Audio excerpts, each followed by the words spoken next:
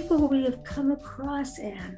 I know. What a time, the whole span of who we met and I know, it's kind of amazing when we call by first names and things. Well, yeah, I know, and I don't want to be showbiz offensive, but it's funny to me because I always say, like Billy and Dan and stuff like that. And yes, that's because that's who they were to me, and then people are like, well, who do you mean, Dan Aykroyd? And I don't want to seem like I'm being pretentious by using their first names or calling Bill Murray Billy, but that was it. Yeah. So, it just comes naturally that way. I was saying that to Hillary the other day. No, I'm just being silly. I actually met Hillary and Bill. I've met them. Did you? Yes, I met them at a party in Martha's Vineyard. And, Bill, I just like, he shook hands with you and I just sort of like, okay, like I melted. I wanted to like take off my panties and stuff them in his pocket. Well, I didn't ever want to move here. When I sold my show, Square Pegs, my sitcom, I wanted to do it on the East Coast because it was set on the East Coast. It was based on my childhood growing up in Somers, New York. And it was wonderful. To do it in the East Coast also because the child labor laws were much looser. We had underage actors. We would cast people that were the age they were supposed to be, not 25-year-olds playing 15. And so we had in the East Coast, you could really, they only had to be educated for about 3 hours a week, I think. And here it was 3 hours a day. Of course, the kind of education they were receiving between takes wasn't really fabulous. I thought it would be much better to shoot on the East Coast, but the network would not allow it, absolutely wouldn't allow it. So I had to move out here for force. And then I was bicoastal for a long time. I literally once unpacked my suitcase in New York and I had one shoe. The other shoe was on the other coast.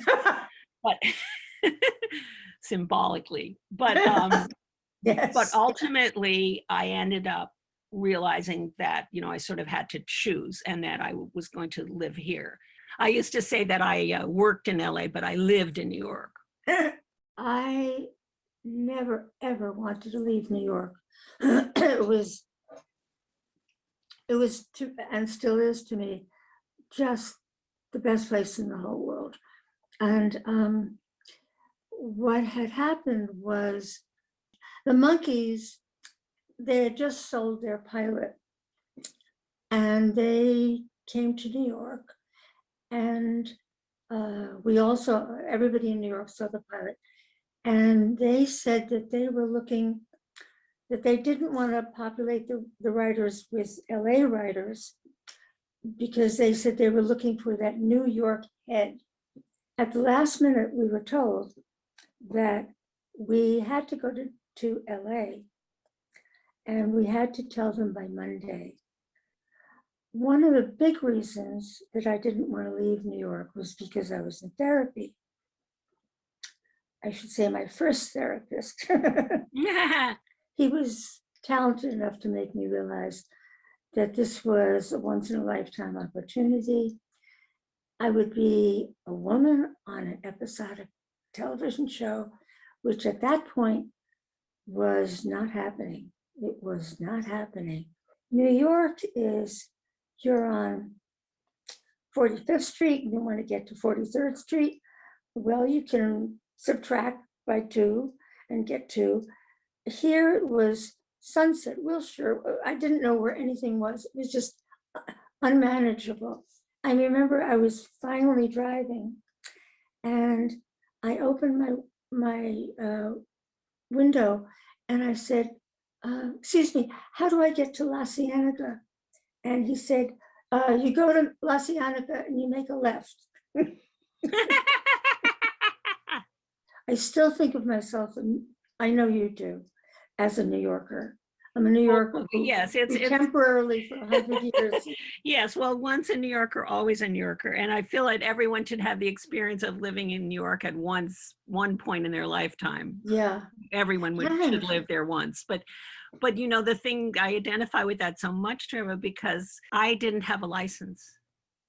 I literally did not have a license. And I used to come out to LA, and before cell phones, I used to get around by taxi, and I used to go into stores and ask if I could use their phone to call a taxi, literally.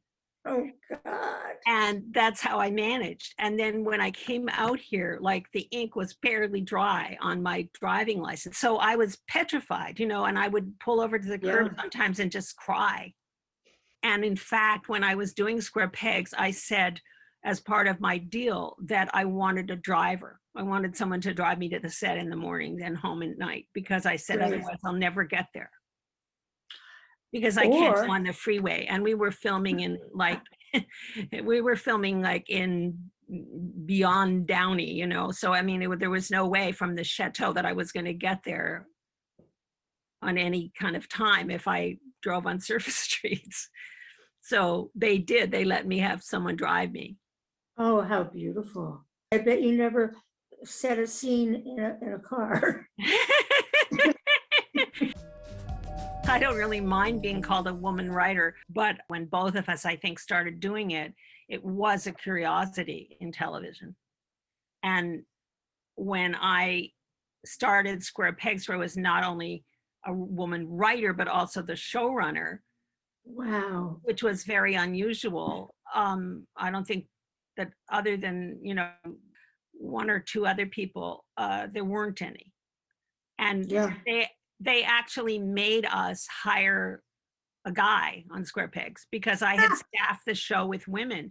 And because it was about the experiences of two high school girls. So who would write that except women? And they said, oh, but we need to have a male writer. And so we hired Andy Borowitz, who was this token. Oh, my God. Yeah. So we ended up calling him Tootsie Borowitz, because he was the token male writer on the show. That's so perfect. Oh, I love that. I love that. Even when I got my original gig on SNL, I was at the top of a very short list of women comedy writers in New York City who actually lived in New York City. And the other two women who were on the show in the beginning, Marilyn and Suzanne Miller, who was the person who mentioned you and talked about you and how wonderful you were originally. That's where I first heard your name, was from Marilyn. And Rosie Schuster, who had been married to Lorne and was sort of in the process of splitting up from him. They were imported from LA. So there just weren't that many women writers at all in comedy. And I remember a funny thing was at one after show party at the Rockefeller Center skating rink restaurant area, that Bruce J. Friedman, who later became a really good friend, late Bruce J. Friedman, he was a delightful person. I met him for the first time, and we were talking, and he said, what do you do? And I said, I'm a writer on SNL. And he said, oh, you must be Marilyn Suzanne Miller. And I said, no, no, I'm Ann Beats. And he said, oh, I didn't realize they had so many women writers. Like all two. All two. The very first show that I ever worked on was called The Entertainers. And it was Carol Burnett, who was basically the one who hired me. It was Carol Burnett and Bob Newhart and Dom DeLuise and John Davidson. It was a wonderful show. And at that point, there were practically no women writing episodic, but at the same time, there were also very few women writing variety. So I thought, okay, here I am on a variety show, and I was relatively young. Now I think of myself, I was a baby. I was relatively young, and I thought, gee, I don't want all the other guys, all the other people were guys, and I didn't want them to feel they had to treat me like a lady. So the very first story meeting that we had, I said every single word that would have been struck by a censor. As you know, some son of a bitch, this, a bastard, some asshole. And I thought, hey, now I'm one of the guys, and now they won't.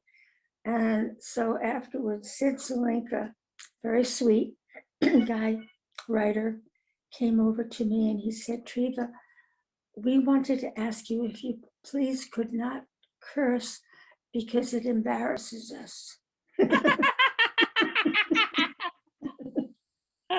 So that was my aborted attempt to be one of the guys. One of the boys. One of the boys.